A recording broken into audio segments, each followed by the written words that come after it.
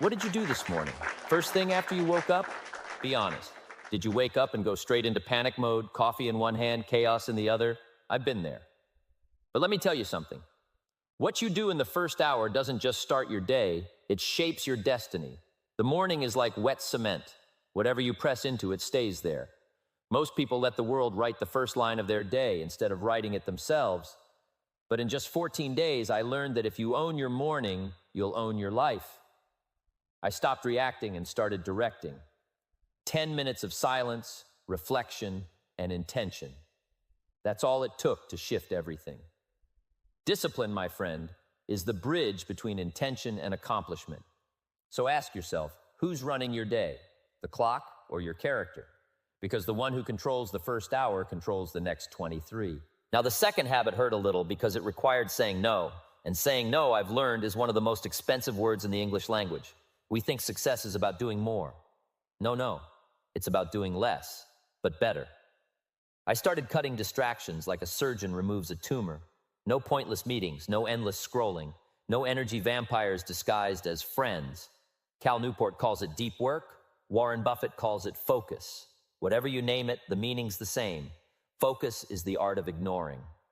When I stopped trying to do everything, I started finishing something. That's when momentum showed up. That's when clarity replaced chaos. Remember, the mind is like sunlight. It only burns when focused. Ask yourself, what could your life look like if you protected your attention like it was your paycheck? Because it is. Now, here's a tricky one. You can't be unstoppable if your emotions stop you every time something goes wrong. Life's not about avoiding storms. It's about learning to sail through them. And emotional awareness is your compass. During those 14 days, I started observing my emotions instead of obeying them. When anger showed up, I asked, what are you trying to teach me? When fear whispered, don't try, I said, watch me. Awareness doesn't mean you suppress your feelings. It means you understand them. What you understand, you can manage, and what you can manage, you can master. Psychologists call it emotional regulation. I call it emotional wisdom. You can't build a strong life on a weak mood, so before reacting, pause, because the pause is power. Are you running your emotions or are they running you?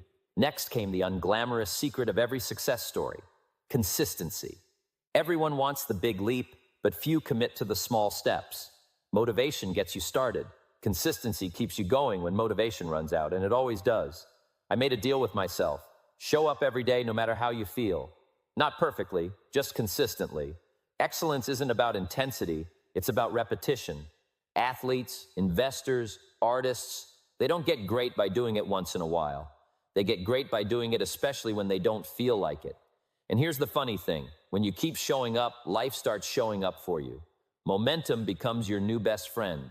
Small disciplines, multiplied daily, create massive results over time. And finally, the glue that holds it all together: quiet confidence. Not arrogance, not noise, just that calm certainty that whispers, I'm becoming who I'm supposed to be. See, real confidence doesn't come from applause. It comes from keeping promises to yourself. Every time you follow through, wake up early, make the call, stick to your word, you deposit trust into your self-account. Soon you stop running on motivation and start operating on belief. Confidence isn't built in front of people, it's built when no one's watching. When you choose the harder right over the easier wrong. When you turn excuses into action. That's when you become unstoppable. Not because the world changed, but because you did.